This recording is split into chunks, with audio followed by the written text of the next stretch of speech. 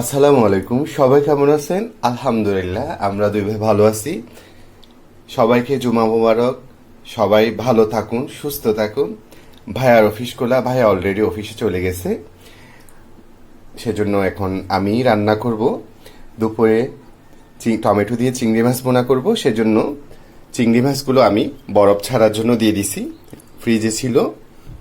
আর হচ্ছে এই রূপচাঁদা মাছগুলো আমি বাজারে গিয়ে কাটায় নিয়ে আসবো, কারণ সামনে কোরবান চলে আসতেছে, প্রত্যেকদিন কোনো মাংস খাওয়া যাবে না। তো সেজন্য আগে থেকেই কিছু মাছ কাটায় নিয়ে এসে ধুয়ে ফ্রিজে রেখে দিব। সেজন্য অল্প মাছ বের করলাম 2 ভাইয়ের জন্য। তো দেখতে থাকুন, আমি বাকি কাজগুলো করে নিই। এই শাকগুলো কেনা না, এগুলো হচ্ছে সকাল সকাল গিয়ে 2 ভাই আমাদের পুরনো ঘর যে মায়াকুঠি, ওখান থেকে নিয়ে আসছি। মা মারা গেল আজকে 13-14 মাস চলে, কিন্তু মায়ের করে যাওয়া সব কাজগুলো আমরা এখনো করি। আমরাও অনেক 2 ভাই মিলে অনেক সবজি লাগাইছি। এখানে আছে মিষ্টি কুমড়া শাক, লাউ শাক, তারপরে ধুন্দুল ভাতা, সবকিছু আছে। সকাল সকাল গিয়ে 2 ভাই তুলে নিয়ে আসলাম।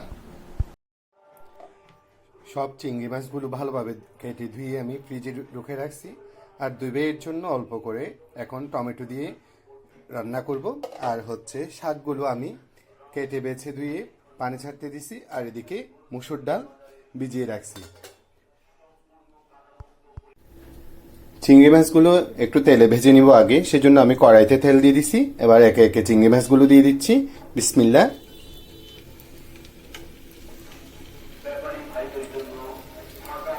সবগুলো দিয়ে দিচ্ছি একসাথে।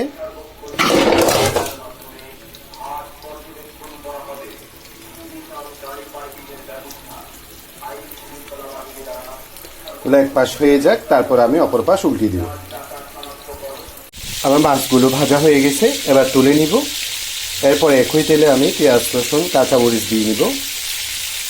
মাছ তুলে নেওয়ার পর আমি একই তেলে আমি পেঁয়াজ রসুন কাঁচামরিচ দিয়ে দিলাম। এগুলো আগে ভালোভাবে ভাজা হয়ে যাক, তারপর আমি পানিতে ভিজিয়ে রাখা গুঁড়া মশলাটা দিয়ে দিব। আমার বাসার পাশে হচ্ছে গরুর বাজার, সামনে পিছনে সব দিক দিয়ে বড় গরুর বাজার আছে। কারো যদি গরু লাগে আপনারা গরু নিতেও আসতে পারেন এখানে হালিশহর। আমার চিংড়ি মাছের মশলাটা ভালোভাবে কষা আসলো, এবার আমি মাছগুলো দিয়ে দিচ্ছি। বিসমিল্লাহ।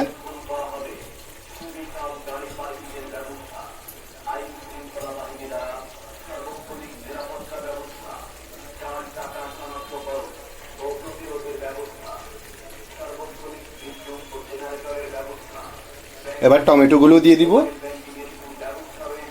টমেটো দেওয়ার পর আমি ধনিয়া পাতা দিয়ে দিলাম এবং একটু করে পানিও দিয়ে দিলাম। এবার ঢাকনা দিয়ে দিব, ভালোভাবে হয়ে যায়, তারপর নামিয়ে নিব।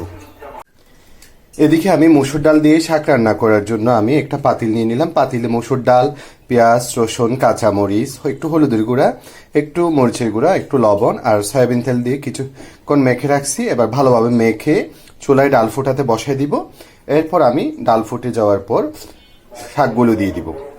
আমি ডাল ফোটানোর জন্য চুলায় বসাই দিছি। আর এদিকে মাশাআল্লাহ বলবেন, আমার টমেটো দিয়ে চিংড়ি মাছ আর 2 টুকরা রূপচাঁদা মাছের রসা, দেখুন খুব সুন্দর একটা ফ্লেভার আসতেছে। আর একটু পানি টেনে যাক, তারপর নামিয়ে নিব। মাশাআল্লাহ আমার ডাল একদম ফুটে আসছে। এবার আমি পানি ঝাড়তে দেওয়া শাকগুলো দিয়ে দিব। শাকগুলো দিয়ে দিলাম। এবার সব দিক দিয়ে একটু নাড়িয়ে দিব, তারপর ঢাকনা দিয়ে দিব। আমার মসুর ডাল দিয়ে মিশালি শাক রান্না একদম হয়ে আসছে। এবার নামিয়ে নিব। মাশাআল্লাহ আমার আজকে রান্না একদম রেডি। এই যে মসুর ডাল দিয়ে মিশালি শাক, যেখানে লাউ শাক, মিষ্টি কুমড়া শাক, ইলেন্সি শাক, ধুন্দুল পাতা, কলমি শাক, আর হচ্ছে চিংড়ি মাছ আর রূপচাঁদা মাছের টমেটো দিয়ে রসা। তো আজকের মতো এতটুকু। সবাই সবার জন্য দোয়া করবেন। আসসালামু আলাইকুম।